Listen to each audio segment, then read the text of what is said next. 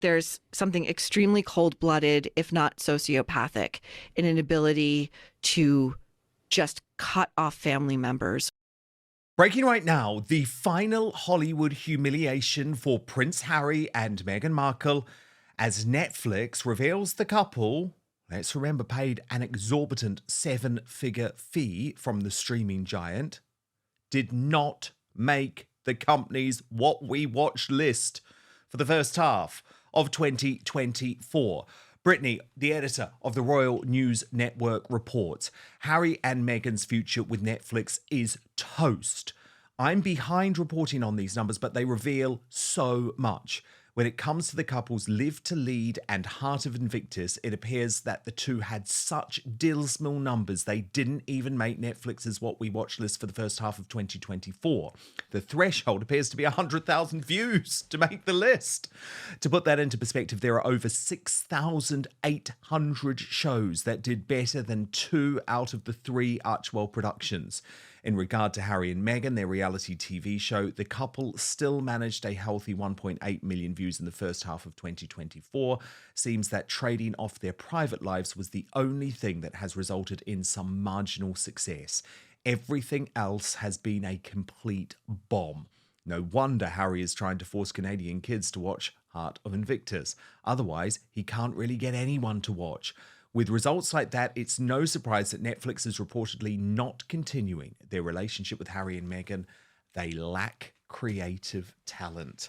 And Brittany joins me now live from London today. Yes. Brittany, great to have you in the royal capital of the world. But goodness me, these numbers are disastrous. I was so surprised when I looked because I had looked through these numbers before and they had shown up on other lists. And I was like, well, I'll look for the first half of 2024. I'd been kind of waiting for it, didn't really double check. And then I was able to sort of look and I was like, oh my gosh, I kept looking for it and looking for it. And I could not find it. I could not find it. And I was like, oh my gosh, they didn't make the list. They didn't make the list at all. And you look through and they show 6,800 shows, just a couple more than that. And I was like, oh my gosh, they're not on the list. It's crazy. This is now, without any doubt, Brittany, the biggest commercial disaster in the history of streaming television. Because the problem is the expectations were so high, given the ludicrous fee connected to the deal, and there has just been no delivery, not even a moderate hit, because as you say, the whole thing about Harry and Meghan, that was just a continuation of the Oprah Winfrey interview. It was just them slagging off their family. There was no creativity connected to that. There was no production from Archwell connected to that. Exactly. And it was something where they were trading off the British royal family, really. That's what made Harry and Meghan, the initial show, successful, is the British royals. It wasn't necessarily them and their story. It was them as a part of a greater narrative about the most famous family in the world. So of course people are going to watch that. But when it comes to anything beyond that, it just became this big mess that nobody really wanted to watch. Live to Lead looked absolutely dull. It looked like something you could fall asleep to. And then you have Heart of Invictus, which had some great moments, but it also was slow. It lagged. It sort of meandered at times. It just wasn't even a good documentary. And they have a show apparently they're going to do at some point, maybe, or something. But it really looks like there's no real future for them with Netflix at this point. What about the fact that Meghan has engineered this personal friendship with Ted Sarandos, the co-chief executive of Netflix, with his wife? Do you think that has been done strategically? She is also mixed race, I believe. They attended the Beyonce concert together. Has that been done for Meghan to try and keep some sort of deal? I mean, it could be, but at the end of the day, you have to remember Hollywood is really a numbers game. They're looking for hits, they're looking for revenue. And then when it comes to Harry and Meghan, clearly, yes, they have one thing that does really well. It's trading off their names and trading off their royal titles. That's basically it. When it comes to anything beyond that, they're not really creatives. They don't seem to have sort of any solid work ethic.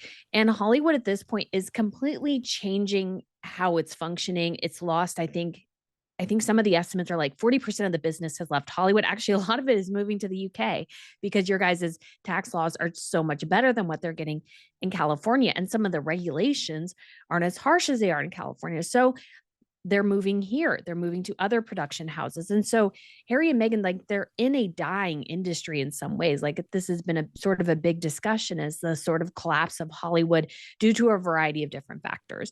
But Harry and Meghan, they could have had a great future there, but even with cozying up to the boss, sure, that might be helpful. And I think it was technically the wife of the Paramount boss, but the Paramount company, like all the studios are in the red pretty much this year and beyond. They've been totally in the red. So beyond that, there's just not much to sort of look forward to. Harry and Meghan just don't have anything to offer, quite frankly. And they're not willing to go down the Kardashian route, which I think is what Netflix wanted in the first place. And they're just not willing to do it, which makes sense. But at the same time, that's all they really have. They're not creatives. They're just clearly not creatives. The thing is that they are effectively making, though, a Kardashian-style show with Polo, but they're not in it. So I think Meghan would have done the Kardashian thing in a flash. It's Harry who has always been slightly reluctant to do that.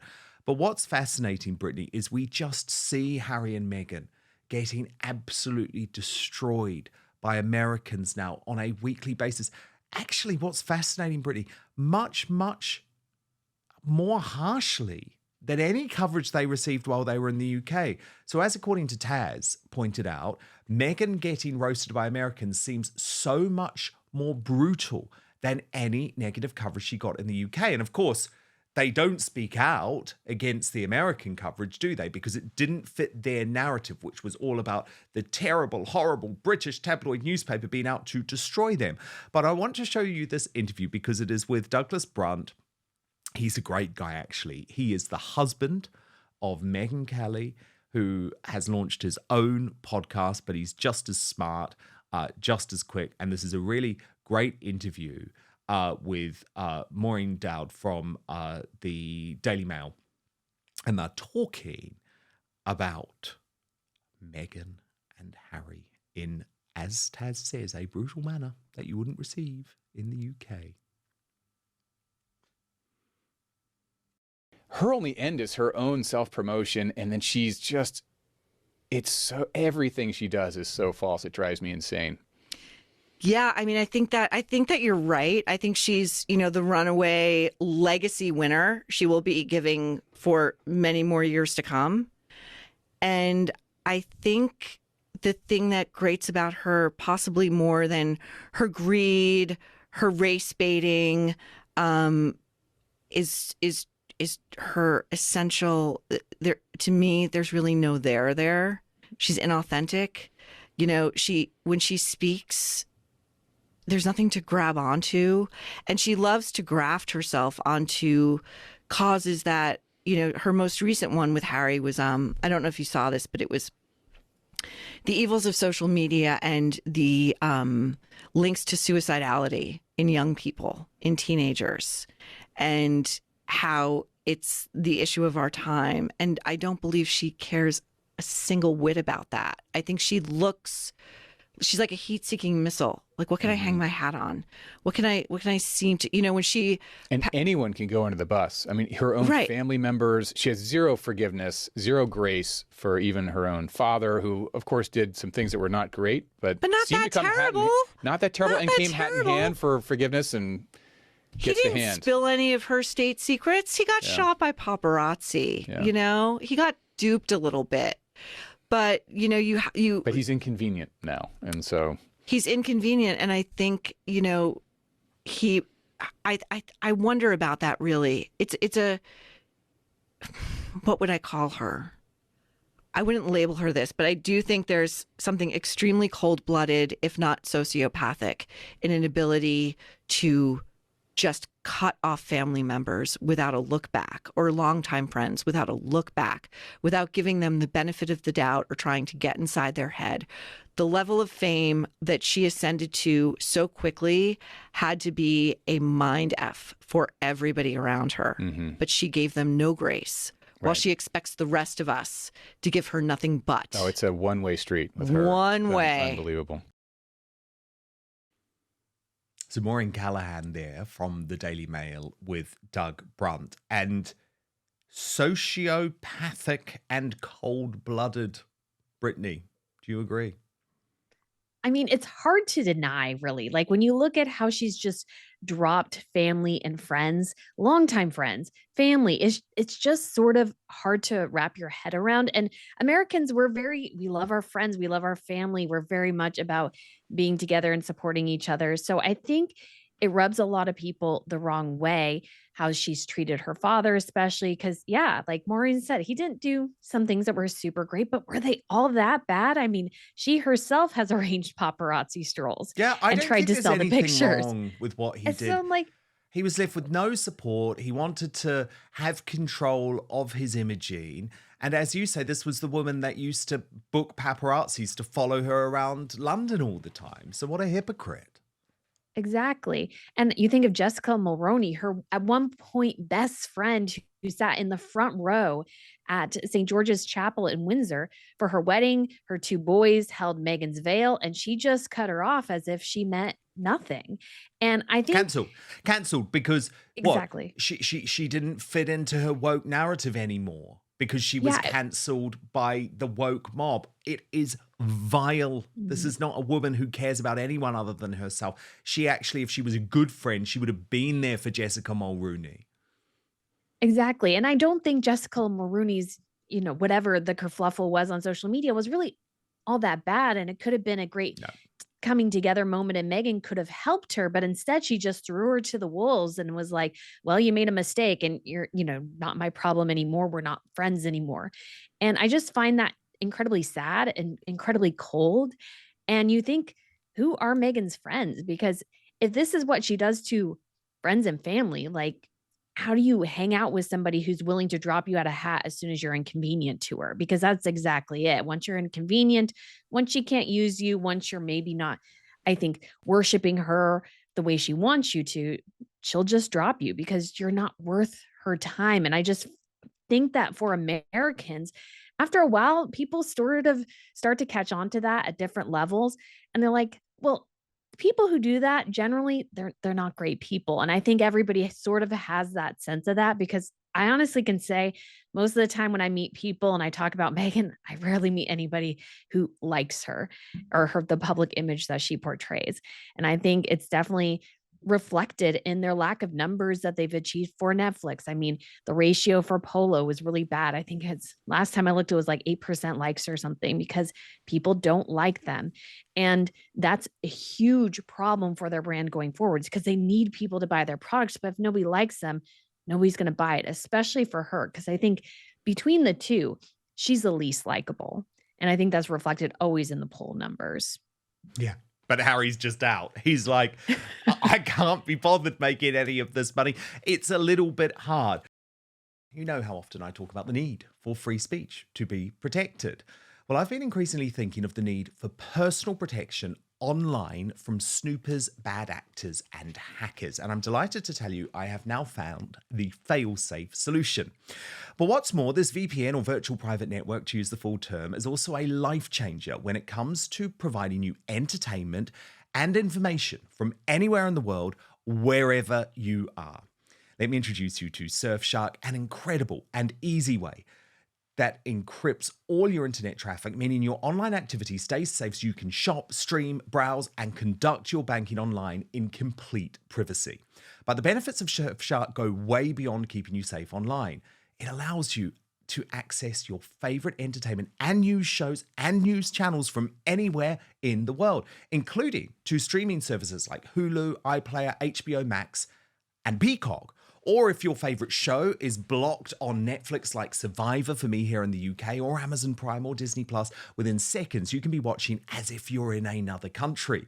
If you're traveling for work or on holiday, you can also get all your favorite content from home, including sports. And this is an insurance policy too against creeping censorship in many countries. For example, France has blocked Rumble for many months now. Watch anything, anytime, anywhere. This is true freedom, and you know I am here for freedom. A VPN can save you money too, because you can get that best deal from websites that change their prices depending on where you're buying from. There are other benefits too. You can use Surfshark on unlimited devices. That's very handy for me with my 2 phones, I have to admit that. And your entire household can stay safe with just one subscription, because there are over 3,200 servers in over 100 countries. A world of choice is at your fingertips. Plus, there's 24/7 customer service if this is your first time using a VPN, and I really do recommend it. So if you go to right now, surfshark.com/outspoken, you get an extra 4 months of Surfshark at an unbeatable price. What's more, Surfshark is so confident they're the best VPN in the world that you can give it a try for a full 30 days. And if you're not entirely satisfied, you will get your money back. So go to www.surfshark.com/outspoken for an extra 4 months of Surfshark at an unbeatable price. But now, back to the show. I want to talk about something that is unfortunately very predictable, but still really disgusting.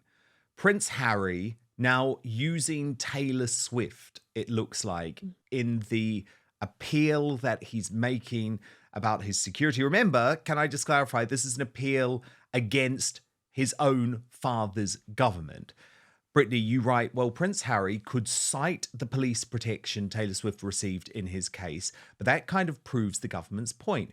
She got police protection only because of a credible terrorist threat in Austria. Prince Harry and his family are under the same protections. If there is a credible threat, he will get security. If not, he won't. It's that simple. That's the case then, now, and in the future. You almost get the sense he's so desperate to manifest some credible threat against his family somewhere to justify his delusions when nothing really exists. It's very concerning. And look, this was so predictable, wasn't it? It was so obvious that he was going to be so mad that Taylor Swift was protected. But as you point out, that was still a controversial decision here in the UK, Brittany. It was one that went right to the Mayor of London, Sadiq Khan, went right up to the Prime Minister and the Home Secretary, and they received criticism for it. But as you say, there had been a credible Islamist threat to bomb her concert in Vienna, Austria. And she was not going to come to the UK at all if she didn't receive that protection. Now, that would have cost the UK's economy £1 billion. In fact, if Prince Harry doesn't turn up, no one's bothered. Exactly. If he shows up to the UK, nobody's going to make any money, really, except for maybe what he and Meghan attempt to. But Taylor Swift, she brings in a massive amount of money with her various concerts, and there was a credible threat. And you got to think as well, somebody mentioned this, I believe, on X in one of my comments, is that not only was there a threat in Austria, but you got to think 5 years ago or so at the Ariana Grande concert, there was a terrorist attack in Manchester, I believe it was. And dozens of people were killed. And so this is something where it becomes an actual threat to human life. And so because of that, you do need those sort of protections because it's a public safety issue at that point. And so you have to protect somebody within the broader public because it impacts other people. Now, Harry and Meghan, of course, they are under the same protections, basically. If they give the government, I believe it's 28 days notice, a threat assessment is done. If there is a credible threat, they do get a level of security. If there's not one, then they don't. And they have to utilize their own private security. And it makes sense. I just don't understand why I feel like Harry is just so desperate. And I almost find it a little scary. I think he so wants this credible threat to become a reality that he's trying to manifest it. I'm like, why? You should be thankful your family is mostly safe 9/10 of the time or 99.9% of the time. Why are you so focused on what might happen? I just find it very strange and very disconcerting because there are real threats, but those I think are not as grave as he might believe in his mind. I think he's very much filled with delusion on this issue. Of course he is. Of course he is. And look, all public figures receive a degree of threat. We have to trust governments to make the decisions. And believe me, no one in the UK security services wants there to be any form of threat to Harry or Meghan. It would be a complete disaster for them if they were under any threat. So of course it is monitored.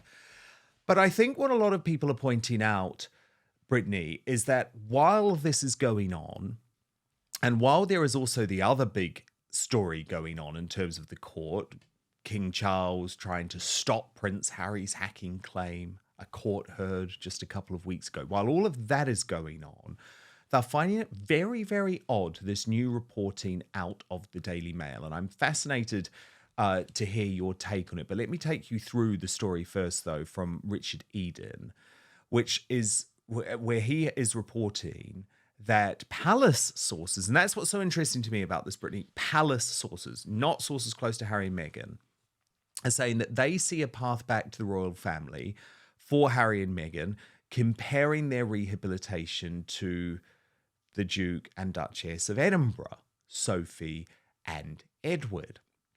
And Richard Eden writes that courtiers are increasingly convinced that Harry wants to resume his old way of life, and they say Harry's heart is not in the TV stuff anymore. Anyone can see that. A courtier told Richard Eden if the Duke and Duchess of Sussex are prepared to give up their private work and return to royal life, they would be welcomed back, certainly as long as King Charles is monarch. But this has sparked quite a lot of outrage. According to Taz, for example, wrote, "Sorry, I don't believe this new storyline that the king wants Harry back into the royal fold. I think it's total bollocks. Harry has accused his father of being the reason why he did not bring his claims against the Sun, News of the World, earlier in recent court filings. He is also getting his lawyers to go through royal household emails to prove the secret agreement exists between his family and the media.